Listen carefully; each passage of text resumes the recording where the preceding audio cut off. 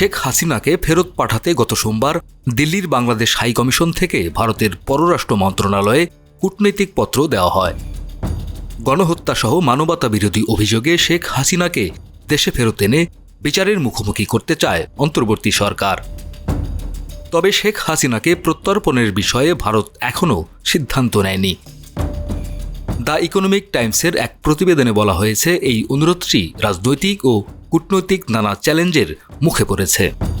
প্রতিবেদনে উল্লেখ করা হয়, ভারত বাংলাদেশ প্রত্যর্পণ চুক্তির শর্ত অনুযায়ী রাজনৈতিক প্রকৃতির কোনো অনুরোধ কার্যকর করা হয় না। এছাড়া ভারতের জন্য শেখ হাসিনার ভূমিকাও গুরুত্বপূর্ণ।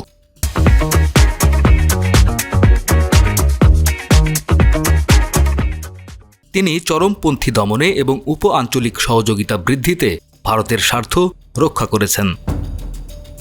ভারতের সূত্রমতে বর্তমান মোহাম্মদ ইউনূস সরকারের চাপ থাকা সত্ত্বেও ভারত তড়িঘড়ি করে কোনো সিদ্ধান্ত নেবে না। ভারত এ ধরনের প্রত্যর্পণ অনুরোধ পরীক্ষা নিরীক্ষা করবে এবং এতে বেশ কিছু মাস লেগে যেতে পারে বলে ধারণা করা হচ্ছে।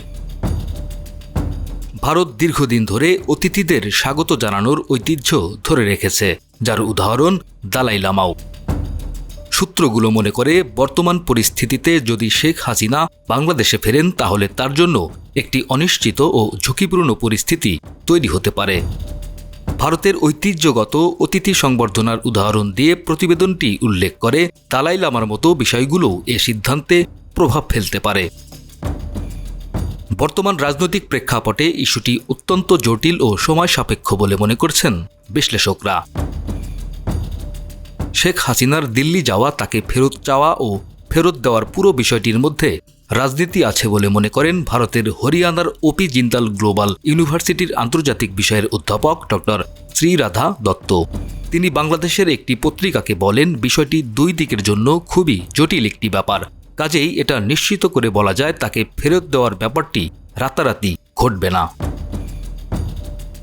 অন্যদিকে বাংলাদেশের সরকারের ভেতর বাইরের কূটনৈতিক বিশ্লেষকরা মনে করেন, শেখ হাসিনার বিষয়ে দুই দেশের মধ্যে সরাসরি এমনকি তৃতীয় পক্ষের মাধ্যমে নেপথ্যে নানা রকম দর কষাকষি হতে পারে।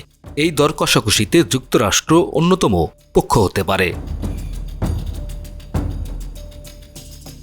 ডেস্ক রিপোর্ট, আমাদের সময়।